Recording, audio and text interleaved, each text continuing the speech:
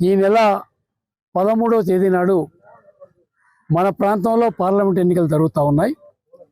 Nagar Kurnool parliament నియోజకవర్గ పరిధిలోకి వచ్చేటువంటి వనపర్తి నియోజకవర్గంలో గత 4 రోజుల నుంచి ఊరూరు తిరిగి ప్రచారం చేయడం జరుగుతుంది.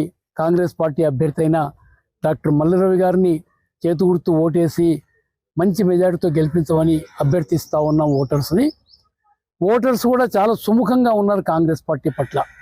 ఎందుకంటే ఇవాళకి సరిగ్గా మన రాష్ట్రంలో కాంగ్రెస్ ప్రభుత్వం వచ్చి 5 నెలలు అయింది. అంటే 150 రోజులు.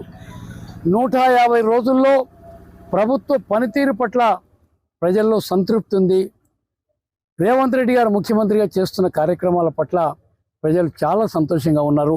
దానికనే పార్లమెంట్ ఎన్నికల్లో కూడా మళ్ళీ కాంగ్రెస్కే ఓటేస్తామనేటువంటి విషయము వాళ్ళు చెప్పకనే మాకు చెప్పడం జరుగుతూ ఉంది అనే మాట కూడా మీతో మనం చేస్తున్నాను. ఎట్లయితే అసెంబ్లీ ఎన్నికల్లో కాంగ్రెస్ పార్టీ 6 గ్యారంటీలు వాగ్దానం చేసిందో దాదాపుగా 5 గ్యారంటీలు అమలు నోచుకున్నాయి. కోడ్ ఉండడం వల్ల ప్రజల్లోకి విస్తృతంగా పోలేదు.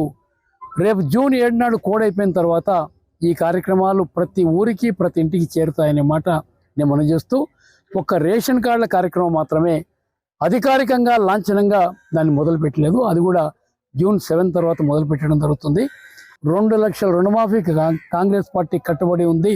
అందుకని మొన్న సిద్దిపేట ఎన్నికల్లో పోయినప్పుడు కూడా ముఖ్యమంత్రి గారు హరీష్ రావు గారు నేను రుణమాఫీ చేస్తా ఉన్నా, నీ రాజీనామా సిద్ధం చేసుకో, రేపు బై ఎలక్షన్ కాబోతుంది సిద్దిపేటలో, నేను వచ్చి ప్రచారం చేసి కాంగ్రెస్ పార్టీ అభ్యర్థిని గెలిపిస్తానే మాట కూడా వారు చెప్పడం జరిగినది. అందుకని అంత నిక్కచ్చిగా రుణమాఫీ జరగబోతూ ఉంది. అదే మాదిరిగా ఈరోజు రైతు బంధు కూడా చాలా అనుమానాలు చెప్పినారు. ఏదైతే 92% మంది రైతులకు 5 ఎకరాల వరకు ఈ రైతు బంధు వేసినారో కొంత అయోమయానికి కొంత ఈ ప్రతిపక్ష పార్టీలు చెప్పే మాటలకు రైతాంగం గురి కావడం జరిగింది. అందుకని నిన్నటి నుంచి రైతులందరికీ ఈ రైతు బంధు వేయాలని కూడా నిర్ణయం తీసుకొని నిన్నటి నుంచి జమ అవుతూ ఉన్నాయి డబ్బులు వాళ్ళ అకౌంట్లలో, బ్యాంకులలో.